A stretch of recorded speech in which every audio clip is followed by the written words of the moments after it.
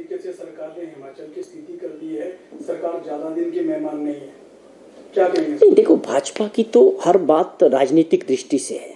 बड़ी दुर्भाग्यपूर्ण लगता है कि विपक्ष में होने का मतलब ये नहीं कि आप केवल मात्र एक ही मंशा रखें कि आप केवल सरकार को कोसने का काम करें या नेगेटिव प्रचार करके करें। आप विपक्ष में हैं, आपकी भी जिम्मेवारियां हैं। अगर कुछ फैसले सरकार प्रदेश हित में कर रही है, उसका समर्थन करना चाहिए। लॉन्ग रन में ये देखना चाहिए कि प्रदेश हित में क्या है, और ये सबके सामने है कि जो आर्थिक स्थिति की बात हो रही है उसमें मैं ये मानता हूँ कि कोई विकास की दृष्टि से इससे कोई फर्क नहीं पड़ रहा है। विकास की जो गति है वो बनी रहेगी, उसको और बढ़ाने के लिए ये सब कुछ किया जा रहा है। ये इसलिए नहीं किया जा रहा, किसी को घबराने की ज़रूरत नहीं है। जिस तरह से विपक्ष या कुछ चैनल ने इसको दिखाने का प्रयास किया है कि भाई हमारा फाइनेंशियल मैस है, ऐसा कुछ नहीं है। ये एक प्रयास है आर्थिक स्थिति को सुधारने की, अच्छे फैसले करके प्रदेश को सुधारने की। आप समझें कि क्यों ना करा जाए।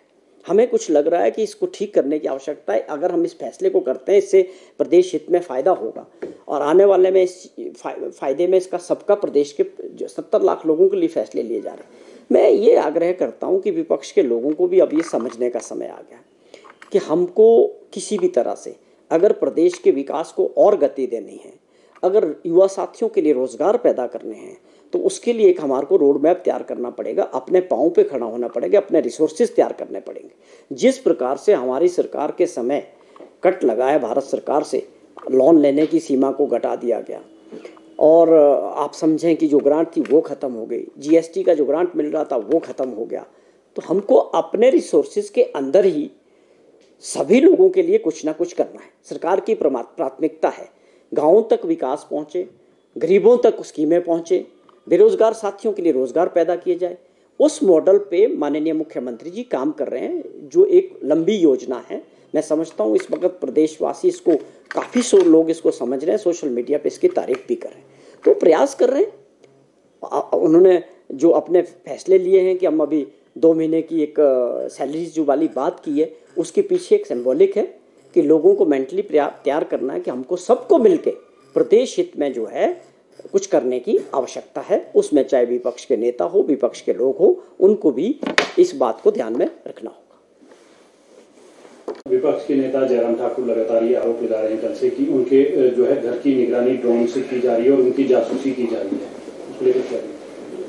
देखिए, नेता विपक्ष ने जो विधानसभा में इस तरह की बात की, काफ़ी हैरान करने वाली थी, और उसको गंभीरता से उस दिन भी लोगों ने नहीं लिया था। लेकिन उसके बाद आप देखें कि जयराम जी ने आरोप लगाया कि सरकार उनकी निगरानी कर रही है और ड्रोन से जो है उनके घर के इर्द गिर्द हर चीज़ पे नज़र रखी जा रही है। तो ये तो बिल्कुल एक अलग बात थी, जो चीज़ थी नहीं, किसी की कोई निगरानी नहीं हो रही थी। लेकिन आज वो बात सारी साफ हो गई कल, किस तरह से वो जिन ड्रोन्स की वो बात कर रहे थे, जब उसका जानकारी ली गई तो वो ड्रोन जो है हमारे जो शिमला जल निगम है, कंपनी है वाटर सप्लाई वाली, वो उनके ड्रोन थे, वो सर्वे कर रहे थे।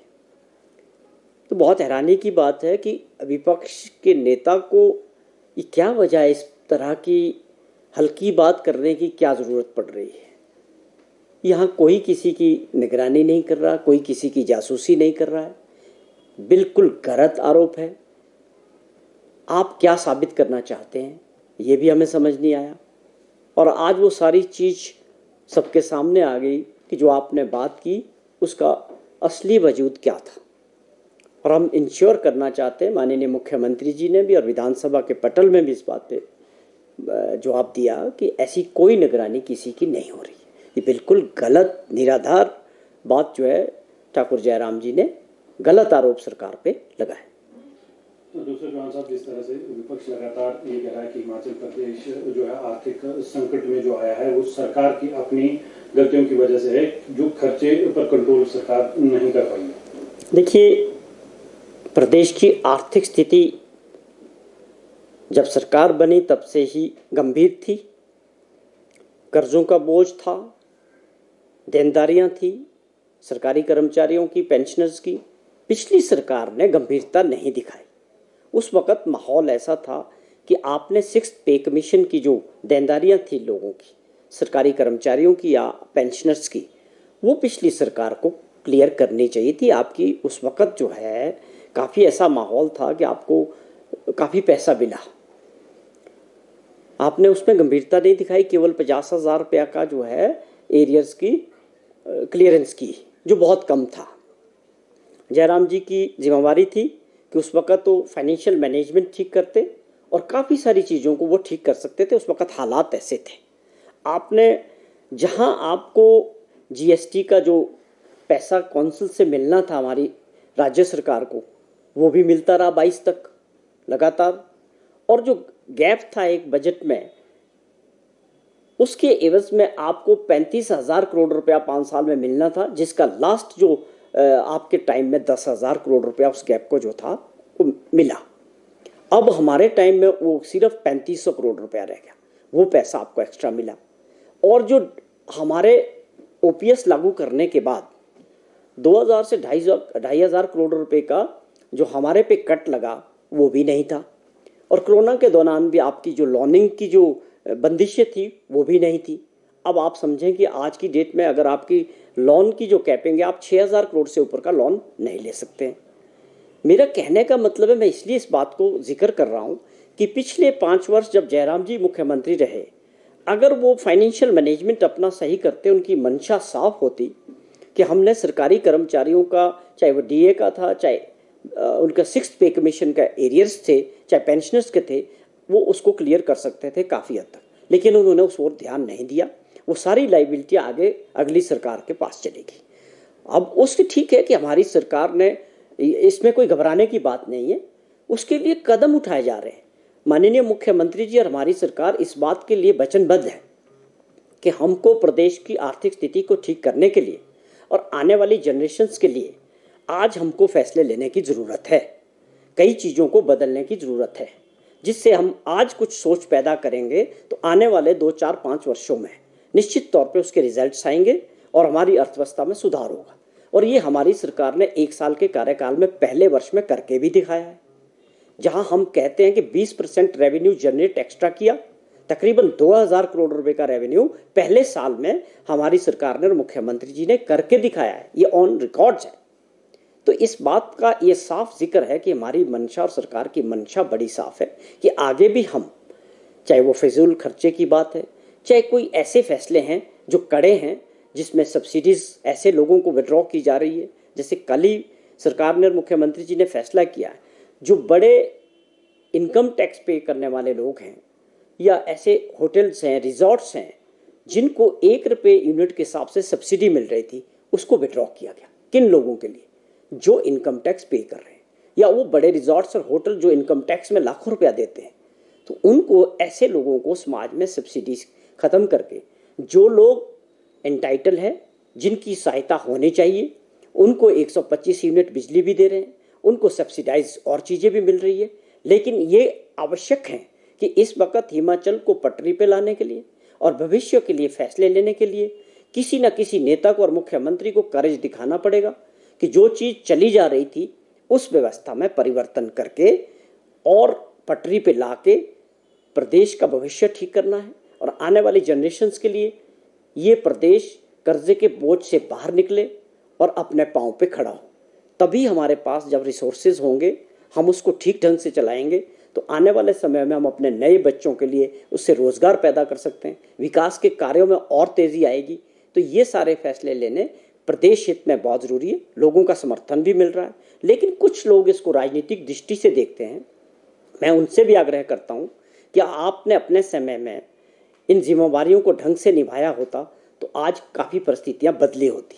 लेकिन अगर कोई आज कर रहे हैं, उनकी मंशा साफ है, आप सबका सहयोग, प्रदेश की जनता का भी, हर वर्ग का सहयोग इस कार्य में मिलना चाहिए। और हमारा प्रदेश ये सबका है। मुख्यमंत्री जी ने इसका जिक्र किया कि मुख्यमंत्री आज मैं हूँ, कल कोई और होगा, लेकिन जो हम एक आज अच्छे फैसले लेंगे वो लगातार कंटिन्यू चलते रहेंगे और प्रदेश के बचाव के लिए बहुत ज़रूरी है। मेरी यही अपील सबसे है। उनको लेकर भी बयान दिया, क्या लगता है कि वो एक अब चुनी हुई सांसद है, उन्हें जो है अब इस तरह के बयानों से बचना चाहिए? बहुत दुर्भाग्यपूर्ण बयान जो है, जो हमारे सांसद है मंडी की, किसानों के प्रति जो रुख उनका रहा, जो रवैया था, वो पहले से हम समझ रहे थे। जिस वक्त आंदोलन भी चल रहा था, उनकी सोच उस वक्त भी बाहर निकली थी। बहुत दुर्भाग्यपूर्ण है। आपने ऐसे वर्ग के प्रति अपनी प्रतिक्रिया दी जो देश को, पूरे देश के लिए खाने पीने का सामान या राशन, आप समझे किसान अन्नदाता, 140 करोड़ लोगों के लिए अन्न का इंतज़ाम करने वाला जो अन्नदाता है, उनके प्रति आपकी सोच और इस तरह की हो सकती है? क्या ये सोच कंगना रनौत की है या उनकी पार्टी की विचारधारा की है?